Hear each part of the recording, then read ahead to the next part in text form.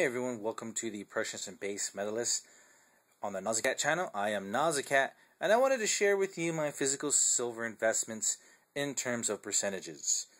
Quickly, you can see that I have heavily invested more in ounces versus junk silver.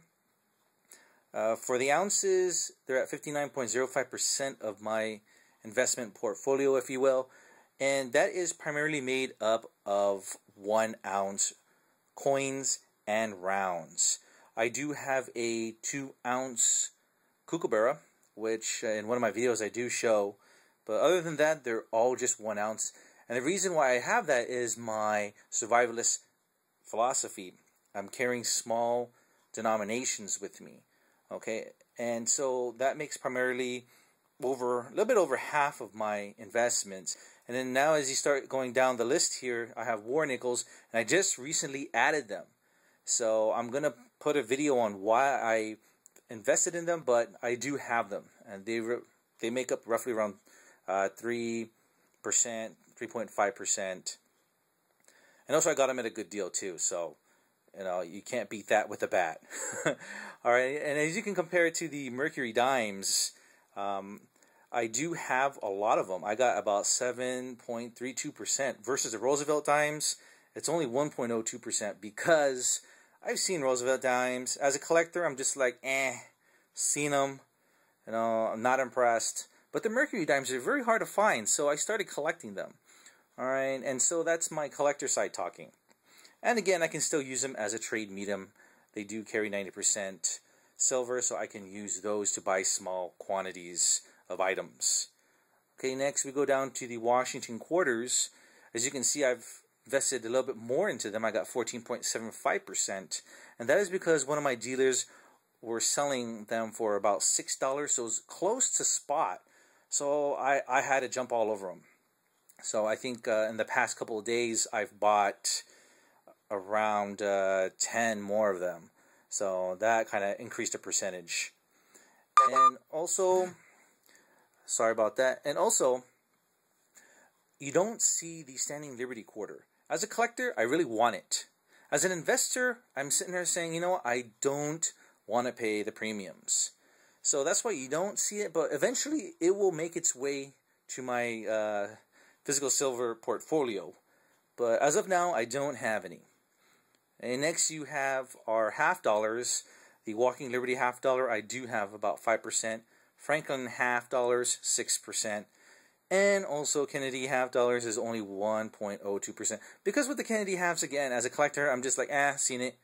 But the Walking Liberties and the Franklin halves, I haven't seen them, and they're really kind of hard to find. So that's why I've been trying to stockpile up on those as well.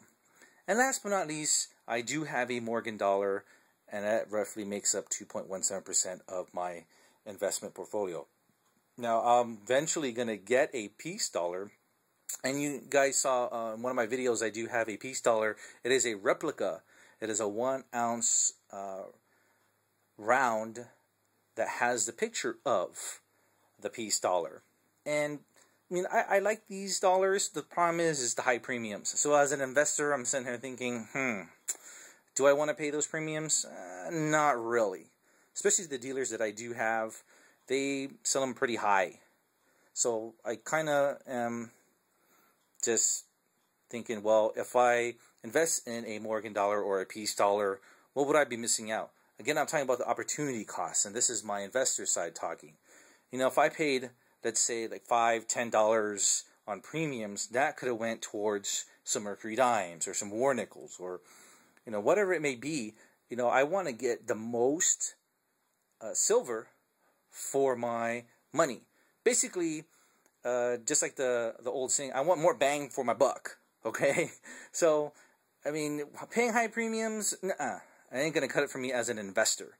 Okay? As a collector, yeah, but, I just weigh heavily on my opportunity costs. Do I want my investor side to take over, or do I want my collector side to take over?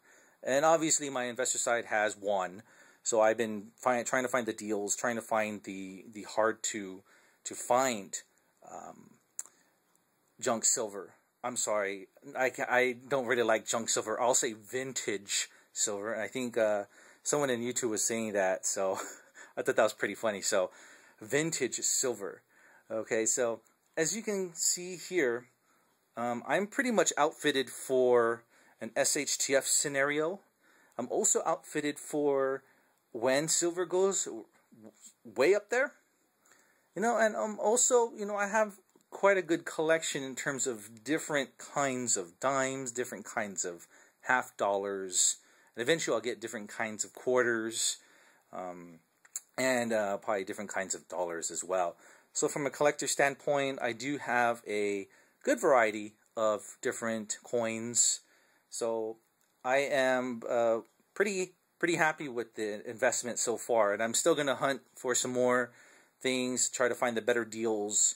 And I encourage you guys too, just to do something like this. See how much your collection is worth, and just see what the percentages are. And guys, if you want to, go ahead and post these at the comment section below, or just calculate them and say this is my highest percentage invested, and that's in whatever, Washington quarters, Standing Liberty quarters, all of that stuff. I'm just curious to see where you guys are at, because based on all of this, I mean, you would sit there and think, okay, well, he's a collector, he likes to collect stuff, but yet, he has kind of a lot into the vintage silver. So, that could be a survivalist type of mentality. He does have a lot of ounces. He could probably be an investor in a sense. So, I mean, you guys can see my logic and why I bought these particular types of coins or rounds or whatever it may be. So, guys, just go ahead and put those in the comment section below. And guys, thank you for watching the Precious and Base Metalists on the Nausicaa channel.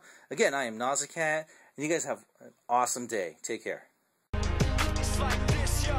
This is 10% luck, 20% skill, 15% concentrated power of will, 5% pleasure, 50% pain, and 100% reason to remember the name.